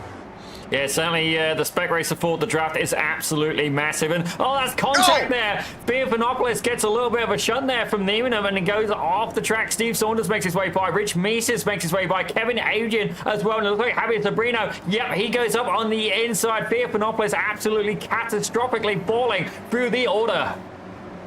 Outside the top 10 now. I get the feeling he tried to turn in for NASCAR Bend, but didn't expect Thomas Nieminen to still be there. Zdenek Hamak, meanwhile, still fighting with Martin Visser for P3, and I said on the formation lap, Hamak has top 3 pace. He's managed to work his way up from 7th to 3rd now, as Connor Bell and Ian Joyner continue scrapping over the lead. Yeah, certainly, and the good thing about these two guys is they are able to keep battling and are indeed holding off Zdenek Hamak and indeed Martin Visser right behind there. As a yellow flag, yep, that is Yan Cheek. He's got to slow down. He's got to serve. This is absolute gold here for Nieminen. Don't get me wrong, Yan Cheek has got a little bit of a gap there to Kevin Adrian, but it's not a lot. It's about 4 seconds between himself and the club class second place of the number 10 driver of Kevin Adrian. Yanchik is trying his best to clear the slowdown here, but he's under so much pressure. Wow, that's really nicely executed, actually. But Yanchik, unfortunately, runs deep out of the hairpin. And that will likely give it to Nieminen, maybe. Yanchik is going to try and keep it up the inside there, side by side all the way through. And Nieminen had to back out of that one. Yanchik was not willing to give that one up, but it looks like he's having trouble with the rear at the moment. Yeah, I thought he was going to spin it around just then, and definitely getting a little bit loose there. I think he's fighting so hard to keep Nieminen behind him. Now, don't get me wrong, Reese, I'm not entirely sure if these guys are scored individually or like as classes or if it is indeed overall, but I'm going to say it's probably going to be an overall scenario here. Certainly, we've got to try and figure out exactly who's who in the championship, but I don't know how hard you want to fight. Don't get me wrong, if these guys are scored separately, just let the guy go, take on his draft, and just try and run away with it. But right now, he is absolutely hanging on for dear life to try and keep Nieminen behind him. Well, watching Yan Cheek for as long as I have, I know that if there's anything to be sure about with him is he's going to absolutely rag the car. He is going to get as much out of it as he can. He is going to hold on to every position as desperately as he can. But Nieminen has the slipstream, and there's nothing that Yanchik can do about that. He will try to defend into turn 1, and he will be successful. Oh, bit of oversteer on the exit, though. Nieminen can't take advantage. This is turning into quite the defense from Yanchik. Yeah, he's just got to try and hold it on. Meantime, let's go and check in at the front of the field as well. Connor Bell still going at it here with Ian Joyner. We do have battles happening throughout the field, ladies and gentlemen. There's a good couple. Actually, let's have a quick look back here with Javier Sabrino now. He's managed to catch up to the back of Yanis Fiafanopolis. Certainly Fiafanopolis taking a little bit of a scenic route earlier on. Had a little bit of contact with Nieminen. Can he find his way back past, or is Javier Sabrino going to be too much of a challenge? We'll have to wait and see on that one. Zoltan Zomotor is briefly showing up as within a second of these two as well. He's trying his best to catch up. And actually looking at Theophanopoulos and Sabrino, they were really getting in each other's way on the last lap. A 2:53 from Theophanopoulos, of course, because he lost that position, but a 2:49 from Sabrino. Zomotor with a 2:47.2, so he made up some great pace there. Niemanen's picked up a slowdown, ladies and gentlemen, and Yan Cheek has managed to find his way back by. The tables have turned, but it looks like as well, Zdenek Hammock and indeed Martin Visser still exchanging spots. Ian Bell, Connor Joyner still battling it out. Ladies and gentlemen, battles happening throughout the field here at VIR. There's that contact there from Connor Bell. A little bit of a toe poke from the Almeida Racing Academy coach. Indeed, bit deep there from Connor Bell. I believe Ian Bell is another sim racing developer, so a few wires crossed there, Zippy. But oh dear, that is quite a bit of grass for Connor Bell. He's gotten a slowdown. The coach has gotten a slowdown. No one is safe here. Certainly VIR is indeed taking a few victims, but right now we're going to go on board here with Steve Saunders. He's caught up to the back here of Rich Meese. Oh, he's got a slowdown too. Oh, damn it, Steve. Come on, man. Just as we went on board with him, he cut the track. More. Oh, wow. Colton Howard as well. Connor Bell once more. And, well, that's given Ian Joyner a nearly 3-second lead, just as he enjoyed at the end of the previous race. Visser, meanwhile, along with Hammock, have caught up to Connor Bell. So let's see how this one works out between the three of them. We haven't seen Connor Bell have to defend much. He's been the one making the moves. How's this going to work out? Free wide is exactly how it's going to work out, and this could indeed end badly. Martin Visser very wisely backs out of that. He's going to get a wicked exit speed there. Almost decides to go up on the inside. Thinks better of it. Makes an evasive maneuver here. But one of the things that these guys can do with that draft is you can slingshot the car, not just ahead of you, but the one ahead of them, ladies and gentlemen. You can always get like a little bit of a double draft going on, and it can be absolutely massive on the slipstream, especially going down the back straight. We saw it demonstrated earlier there. So I think it was Zdenek Hammock who managed to get 2 positions for the price of 1. But can we see the same thing here from Martin Visser as Bell and indeed Zdenek Hammock are trying to pull away? Yeah, looks like it's going to be difficult for Visser to get too much slipstream from that far back, but all it takes is side by side and he'll be right back in it. Connor Bell makes the move on Zdenek Hammock there, and they just managed to give each other enough room. Hammock's going to try and keep it going up the inside here at the descending corner. And Connor Bell has the inside for Oak Tree. I would imagine he'll move back past, but we've seen this happen before. Around the outside for Hammock. Dips a wheel into the grass and manages to hold it. It's a drag race to the corner that shall not be named. And Martin Visser has a double slipstream to contend with here. Is he going to try and make a move here? Room opens to the outside. Yes. They are 3 wide on the way to the corner, and Connor Bell has the inside line. He'll move through to P3 again. Hammock catches the grass. Visser will keep his foot in it, but will he yield? How much do these guys want to stick with Connor Bell? Do they want to fight with each other? Doesn't look like it.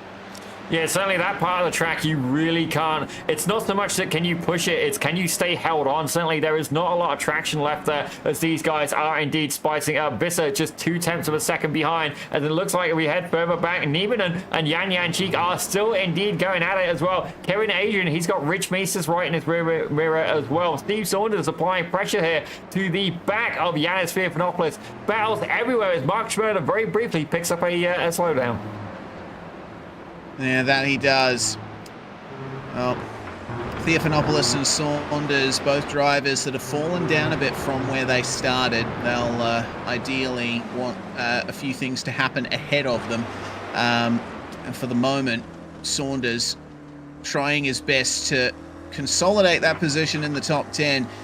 He's got a second and a bit behind to Zomator and Sabrino, so I think he's safe there at least. Niemann, meanwhile, it would appear, gaining more on Yan Cheek because a slowdown has happened once again for the 4:45 machine with 6 minutes to go. How did he get it is the question. Well, runs wide on the grass, and that allowed Niemann by. But it looks to me like that's not going to tell the full story of what happened. Carlton Howard and Mark Schmerder, meanwhile, these two have been keeping each other close company, working their way up the field. They are both up 9 places and having a bit of a profitable race 3 here. Yeah, certainly are. And indeed, Carlton Howard is actually currently P4 in the club class as well. So this could be a good point score potentially for him.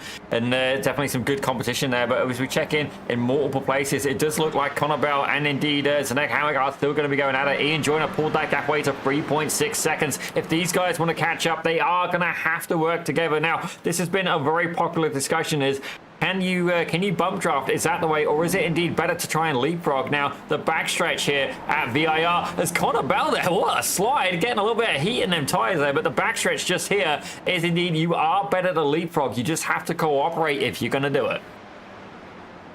Yeah, for sure. Time is running out to make up that gap to Ian Joyner. It is possible to work together in the slipstream around here, but you've really got to plan it out. And I think at this point, they might be thinking, well, Ian's just too far ahead now for us to really catch. We might as well decide this position amongst ourselves. As you see there, Yanis Fiafanopoulos is still going at it with Steve Saunders. I could have sworn I heard a little bit of contact just then, but right now these two guys are indeed battling to try and find their way up into P9 with Rich Meesters and Kevin Adrian. They've spread out a little bit, actually. They were right nose to tail, and looks like Adrian's been able to pull away about 1.5 seconds. Kevin Adrian, the hardest charger of the third race here, up 12 places, so very nice to see. It really does perplex me why he ended up starting from pit lane in race 2, because he certainly has the pace to get top 10s just about every single round here. Well, he'll at least get 2 top 10 finishes and the club class win in 1 race, so it's all up in a good night for Kevin Adrian, or a good day, depending on where you are in the world. Hamák versus Bell, with my timing telling me 2 laps to go when they cross the line. Yeah, certainly. We're at the point now where you got to start to wonder when it's going to be the best time, the best place to make that pass. Certainly, we've seen drag races at the line as Ian Joyner goes and puts in the fastest time of the race for 2:45.51, as Zdeněk Hamák and indeed Connor Bell are still duking it out here for P2. Side by side in a NASCAR bend, Bell will have the inside, but Hamák has a chance to do to Bell what Bell has done to many drivers before. Unfortunately, doesn't work out that way. It would appear Hamák slowed up a bit too much to carry the momentum, and he slid a bit wide there through the right-hander. So looks like he's lost touch with Connor Bell in the short term. All it's going to take is a little bit of hard driving and sticking in the slipstream as best you can, nailing your line through these climbing S's. In faster machinery, these are corners that are very fearsome indeed, but in the Spec Racer Ford, you're just guiding your car through them. Philippe Masson, meanwhile, with Carlos Facagna. This number 81 is Facagna has had a bit of an anonymous day so far. He's finished around the 23rd, 22nd area in both races so far. So working out well for him here, up 6 places into 15th. But will the Frenchman decide otherwise? You see there, it looks like Philippe Masson trying to make a move up on the grass, and he's definitely flirting with the off-tracks there. He's keen, he's motivated. Despite the fact these guys are running the same livery, there is no teams championship this season here in the Almeida Racing Academy. Certainly, these guys work as a team in training, but when the green flag drops, ladies and gentlemen, it is an all-out grudge match to the end. As it looks like Rich Meesters now, yep, himself, Steve Saunders, and I believe that is Yanis Fiafanopoulos as well, are having a freeway fight here for P8. Very nice fight indeed at the back half of the top 10. Meesters up 7 places and looking desperately for a good result from today's racing. Finished outside the top 10 in both races so far today, despite qualifying 6th for race 1. So he's got a lot to play for here to try and hold on to this one. It looks to me like they are either matching or not quite able to match the pace of Jančík and Adrian up ahead of them, so not much more to say other than these guys will be fighting amongst themselves for the rest of the race, of which there's only going to be 1 lap. Ian Joyner coming out of the final corner will get the white flag this time by, so for Jančík and Kevin Adrian, it is crunch time. They have to decide this P6 battle too. Yeah, well, it's not just that, Reese. It is indeed the battle for the lead of AM. Don't get me wrong, of Club Class, I'm sorry. Ladies and gentlemen, we have multiple series where they have Premier, Club, Pro, AM, and indeed, you know, it gets confusing sometimes. It's fair to say. I can be confused sometimes. But right now, Yan Cheek is going to be very aware of the number 10 car right behind him. These guys, they're definitely going to battle. I've got no doubt about that. I think there is definitely a little bit of spicy history between them. These guys have collided before, and I think Kevin Adrian, he's a more seasoned gentleman. He's pretty cool, calm, and collected. I have a feeling he's going to wait till the very last minute to make the move there on the 445. Yeah, for sure. He's sizing something up, you can tell. He's nailing the exits here, getting ever closer to Yan Cheek. Hamak and Bell still fighting over second. It looks like Zdenek has managed to get the move done on Connor. And now the move is on for P6 as well. Kevin Adrian hooking in behind Yan Cheek. Will they go side by side through the climbing S's? Looks like they won't. Kevin Adrian is waiting for a clearer opportunity here. Yeah, I have a feeling he can make a pass there. He can force it around Oak Tree, but then as soon as he goes onto the straight, he's going to be pretty much slipstreamed and passed there by Yan Cheek. They're flirting with the grass. Kevin, behave yourself, sir. That is a dangerous game to play. It looks like Yan Cheek went in a little bit deep there, trying to throw the anchors on, and this is exactly what I'm about. Are we going to see Kevin Adrian slipstream his way ahead? Yan Cheek is very aware the gap, 0.3 of a second as they go down, but we're going to have to leave that on pause for a minute here as the deck Hammock and Connor Bell go side to side. Contact, ladies and gentlemen, in the closing stages of this race. Cool, Hamak almost hitting Connor Bell off there, but I think there was just enough room between the two cars. They'll be side by side again here, and Hamak is going to maintain second place with some great car placement, but he runs a bit shallow on the exit. Connor Bell, oh, surely not Connor. No, not side by side through here. Good, I think he's listening. Oh, good Lord. What a race between these two. It's been fantastic to watch. Plenty of fantastic battles in this third and final race of the day. But this battle we're looking at is ultimately for second. And there's no catching Ian Joyner at the front of this field. The gap has ballooned out to 5.3 seconds for Ian. And I think this might be the first time we see this season, if we haven't seen it already. Ian Joyner coming across the line is going to win all 3 races of the event and take pole position and fastest lap in all 3 races. That is sheer domination as Connor Bell gives himself a black flag right at the end there. He finishes third on the track, but it'll give Martin Visser the podium in the end, and Yan Cheek ultimately passed by Kevin Adrian somewhere over the course of that final lap. And I wonder what Jan's going to do there. He's going to go for it into the wall, I reckon. That's how Adrian made the move, evidently learning from what Connor Bell's been able to do a few times tonight. Up the inside at Roller Coaster, and that's how it stayed. Yeah, definitely very aggressive, actually. Kevin, usually cool, calm, and collected, but he was very much... I think that was the plan, ladies and gentlemen. Certainly, you see Yan Cheek running a little bit wide there at the end. It looks like Yanis Fiafanopoulos did as well, trying to pursue Rich Meesters. But what absolutely fantastic battling here today at VIR. Oh, here you go. Good timing. Attaboy. Nice. All right. Well, Yan giving us some good demo derby action there after the checkered flag, thankfully. That's going to round things off for the racing portion of the night, it seems. Ian Joyner will get maximum points from this round. All 3 race wins going to the number 8, and that's going to allow him to make up significant ground on Edwin Rivera, who did not get a result in any race here today. So Zdenek Hamak and Martin Visser are your final podium in the end, with Nieminen in 4th. Kevin Adrian and Yan Cheek, the exchange for the club class win, will fall to Adrian there, with Rich Meesters finishing in 7th ahead of Yanis Theophanopoulos, Steve Saunders and Zoltan Zomator rounding out your top 10. As we have a look there at P11, it was Javier Sabrina with Mark Schmerder right behind in P12. Manfred Floor took 13th with Carlos Pacanha. He's definitely sneaking up a little bit there, able to get a P4 in club, and indeed 14th overall with Philip Masson a little bit further back in 15th. Jax Coetzee definitely had an incident near the end of this race. We didn't broadcast it, but certainly he's there in P16th with Andrzej Swoboda. A little bit off form this week, I've got to admit. Andrzej, we hope to see you back in the pace there and absolutely dominating next week there. He's there in 17th with 18th of Adam Mika. Carlton Howard in 19th and Philip Falcon taking 20th.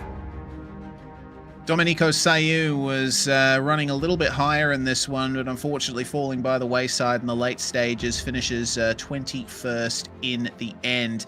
And he'll be the last car on the lead lap there. Connor Bell class 22nd ahead of Ilarianio, who unfortunately had to retire 3 laps from the end. We didn't see Neil England take to the start, and Edwin Rivera retired all the way back in race 1, and we saw no further appearances from him, our championship leader going into this round.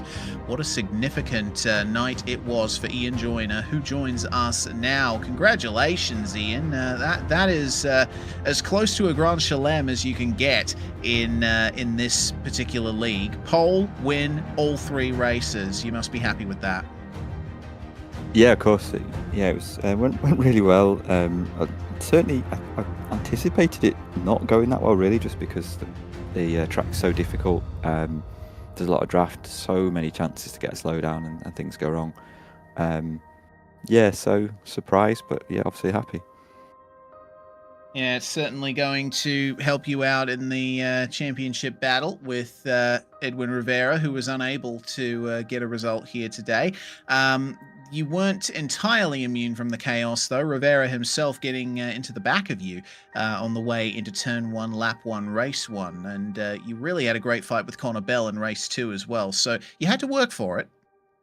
Yeah, definitely. Certainly from a pace point of view, just I was never able to just, cruise.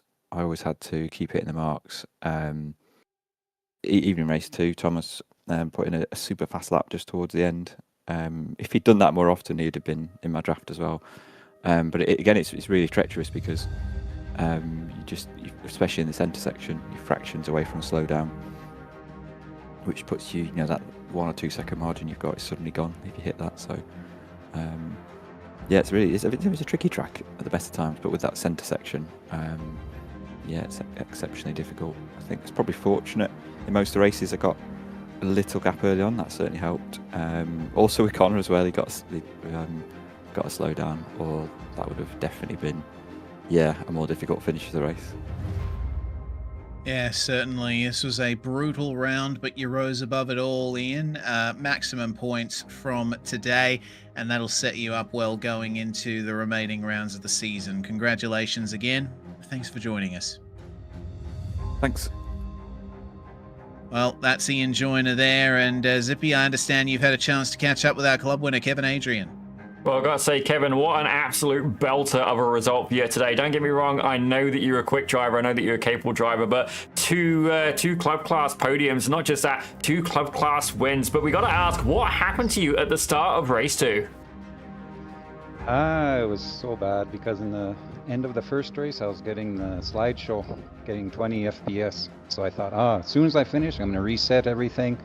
It's a long lap, so I should be able to get back in, but I missed it by like 20 seconds. So had to start from the back again and couldn't get going, had a little bit of damage. But the third race, that was really good. Started in the back, but just kept making my way up and up and up, and had a good little scrap with Jan at the end. And I think I got P7 at the end, so I'm really happy with that. Well, I can tell you actually got P6 in overall, nice. So that's absolutely fantastic. But Kevin, don't get me wrong, I knew that you were a potent driver, but what I do want to hear is, how has the Academy helped develop your driving? I think it's consistency more than ever. I can always put in a fast lap once in a while, but doing it lap after lap after lap is, I think, the best thing that we get from this Academy. Racing with fast guys all the time, if you're off your race for just one corner or 2 corners, you're already in the back. So consistency is the best part, I think. Well, certainly, ladies and gentlemen, if you want to have the same success as Kevin Adrian, you're definitely going to need to put in the seat time and indeed become a member of the Almeida Racing Academy. Kevin, a huge congratulations to you. I'm looking forward to seeing how that has the effect there on the championship standings. But what an absolute belter of a day for you. Yeah, it was fun. Always great to race with these guys. Lots of fast guys. Learn lots from them. And thanks to you guys for putting the show on. It's always a treat to watch it afterwards and all your great commentary. Well, ladies and gentlemen, Mr. Kevin Adrian, driver of the number 10, and indeed a two-time, for at least today, a two-time club class winner and P6 overall in the final race. Congratulations, Kevin. Thanks a lot. See you guys around. Well, that's going to bring us through to Zdenek Hamak, who got a double podium tonight. Zdenek, I think you should be very happy with your results there today. Things got a bit leery for you from time to time. You were right in the thick of the action going for those moves. Turned out to be a difficult track to pass on at times, but you made it work. And it would appear that we unfortunately do not have Zdenek Hamak with us. Oh no, Hello? there we are, Zdenek. Yeah. You have us? Hello, yeah, I hear you. Sorry, I have muted my microphone. It's okay. Yeah, I was happy with the results. Not too much with my driving because I hit every slowdown on this track, I think, and it's very hard to get back. And yeah, it's not easy to overtake. There is a big slipstream, but hard corners to overtake because you get next to the car and next corners are on the opposite side, on opposite turn. So it's very hard to keep and get to the front. Yeah. Yeah, the track itself, I think, was a big aspect of the action tonight. It's the longest circuit that we go to this season. It's almost like a mini Nürburgring. You must have put a lot of effort into just learning where the place goes, because I'm sure, like most drivers, you're familiar with the main layout of VIR, but you throw the infield in, and it becomes a completely different beast. Yeah, it's very long and different track, but I know this layout from, I think, Toyota GR86. He drive there, and it was crazy with this car too, so I know this layout, know the corners, so it's not too hard for me to learn it, just to get used to this car with this layout and these bumps or hills and elevation changes in these corners, because it's happened that upset change the car and to get you. It's easy to get the slip on the hills. So yeah. Well, manage the slip you did, and you managed to get 2 podiums here today. So a great haul of points coming out of VIR. Congratulations, and hopefully we're chatting to you again next week. Okay, thank you, and bye bye. That was Zdenek Hamak from Czechia there, who closes out our interviews for today, Zippy. Another great round of the Almeida Racing League. VIR always turns it up, but for the first broadcast I've seen on this grand layout, it was certainly a treat. Yeah, it absolutely was. Certainly, that infield section, I feel sympathy for him. It is so challenging to go through that, especially on the limited grip like these guys do. And indeed, if you want to be able to do that, you've got to be part of the Academy, ladies and gentlemen. Don't get me wrong, we're about halfway through this season now, but there is indeed going to be more to come in the future. And if you want to see it here, you're going to have to be watching on Pit Road Productions or indeed on Suelio Almeida's channel as well. But, Breeze, if you'd like to do the honor, sir, let's bring this show to a close. Thank you very much, everybody, for tuning in on the Pit Road Productions YouTube channel and Suelio Almeida's channel as well. We hope you enjoyed the show. Make sure to catch us same time next week for the next round of the championship. It's going to be, as Zippy says, an absolute belter. I'm Reese Gardner, Zippy alongside me in the commentary box and also producing behind the scenes here on Pit Road Productions. We'll see you again next time.